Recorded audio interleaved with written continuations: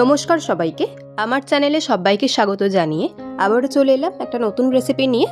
দেখতে দেখতে শীত কিন্তু এসে পৌঁছে গেছে। তো এই সময় কিন্তু একটু ভাজাভুজি খেতে বেশি ইচ্ছা করে, আর সন্ধে হলে একটু চা বা কফির সঙ্গে যদি একটু ভাজাভুজি কিছু থাকে তাহলে তো একদম সন্ধেটা জমে যায়। তাহলে চলুন শীতকালের এই সবজি বাঁধাকপি দিয়ে আজকে একটু পকোড়া বানাবো। কিভাবে বানাচ্ছি পুরোটা দেখতে থাকুন, আশা করছি রেসিপিটা ভীষণ ভালো লাগবে আর খেতে কিন্তু ভীষণ ভালো হয়। তাহলে চলুন শুরু করি। বাঁধাকপিটা যতটা পারবেন মিহি করে কাটার চেষ্টা করবেন, ছোট ছোট আর মিহি করে। এখানে একটু মোটা মোটা লাগছে, তার কারণটা আমি একটু পরে বলছি। তো বাঁধাকপি আর পেঁয়াজ নুন দিয়ে, মানে সামান্য একটু নুন দিয়ে ভালো করে চটকে চটকে মেখে নেব, যাতে বাঁধাকপি থেকে যে জলটা সেটা বেরিয়ে যায়। মানে এই যে নুন দিয়ে আমরা মাখবো এতেই কিন্তু জল বেরিয়ে যাবে। তো ভালো করে একটু এইরকম ভাবে চটকে চটকে মেখে নিতে হবে। দেখুন মাখতে মাখতে কতটা পরিমাণেও কমে এসেছে, মানে জলটা বেরিয়ে গেছে, তো ওই জন্য পরিমাণটা কম লাগছে।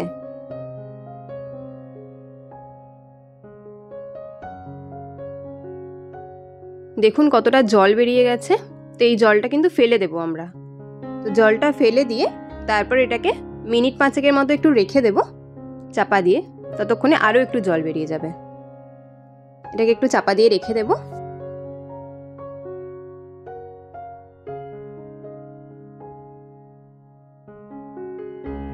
তো 5 মিনিট পরে আমি চাপাটা খুলে নিলাম।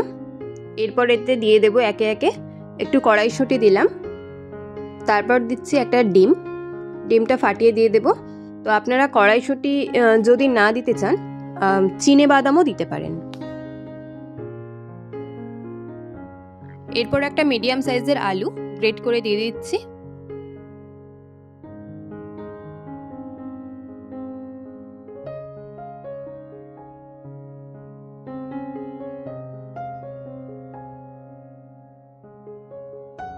এরপর একে একে হলুদ গুঁড়ো, সঙ্গে দেব অল্প একটু লঙ্কার গুঁড়ো, আর দিচ্ছি কাঁচা লঙ্কা কুচি আর গোলমরিচ। গোলমরিচটাও হাফ চামচ দিলাম।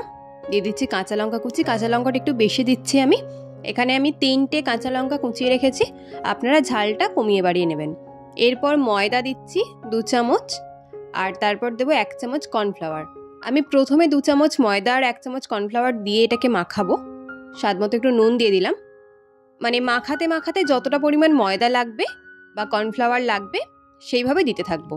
মানে ওই 1 চামচ 2 চামচ করে দিতে থাকবো, নাহলে একবারে যদি আমরা দিয়ে দিই তাহলে কিন্তু বেশি হয়ে যেতে পারে, তখন কিন্তু খেতে ভালো লাগবে না, ডেলা ডেলা হয়ে থাকবে আর ময়দার একটা গন্ধ ছাড়বে। তো সেই জন্য অল্প অল্প করে ময়দা দেবো আর এটা মাখাতে থাকবো যতক্ষণ না দেখবো এটা, মানে আমরা যেমন পেঁয়াজি ভাজার জন্য মাখি সেরকম একটা হয়ে আসছে টেক্সচারটা, ততক্ষণ পর্যন্ত অল্প অল্প করে ময়দা আমরা দিতে থাকবো। আপনারা কিন্তু বেসন দিতে পারেন, কিন্তু বেসনটা না দেওয়ার চেষ্টা করবেন। ময়দা আর কর্নফ্লাওয়ার দিয়ে মাখাবেন, এটার কিন্তু টেস্ট অনেক বেশি ভালো হবে। দেখুন আমার কিন্তু এটা মাখা হয়ে গেছে। আমার মোট ওই 5 চামচ মতো ময়দা লেগেছে আর ওই 3 চামচ মতো কর্নফ্লাওয়ার লেগেছে। দেখুন এটা কিন্তু আমার মাখা একদম রেডি। নুনটা একটু চেক করে নেবেন, যদি কম লাগে আর একটু দিয়ে দিতে পারেন। তো একটু কম লাগছিল নুন, আমি একটু দিয়ে দিলাম। দিয়ে এটাকে মাখিয়ে এরপর রেখে দেব।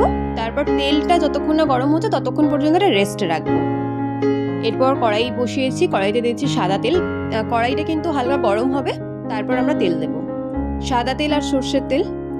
আমি কোনো কিছু ভাজার সময় দুটো কিন্তু মিশিয়েই করি, তো আপনারা চাইলে যে কোনো একটাও নিতে পারেন।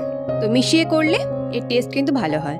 তেলটা এবার গরম হয়ে গেলে এক এক করে বাঁধাকপির পকোড়াগুলো ছেড়ে দেব, যেমনভাবে পেঁয়াজি ভাজা হয় সেরকমভাবে ছেড়ে দেব। তো দেখুন তেল কিন্তু ভালো মতো গরম হয়ে গেছে। এরপর একে একে আমরা পকোড়াগুলোকে ছেড়ে দিচ্ছি। এটা কিন্তু আপনারা মানে ভাতের সঙ্গে খেতে পারেন।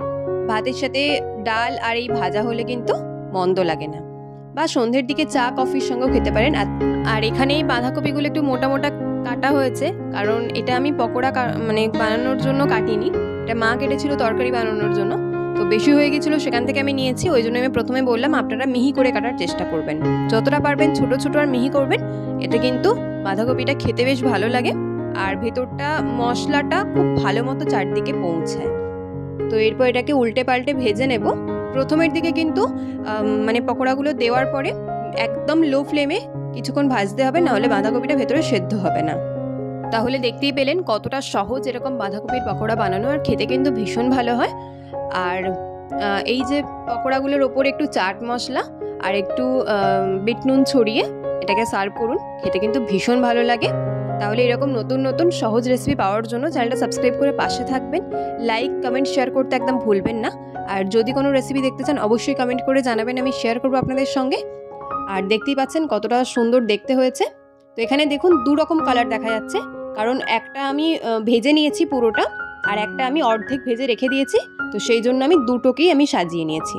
মানে 2বার করে ভাজবেন, একবার ভেজে তুলে রাখবেন, তারপর আবার সেকেন্ড টাইম খাবার সময় ভেজে নেবেন। আজকের মতো টাটা।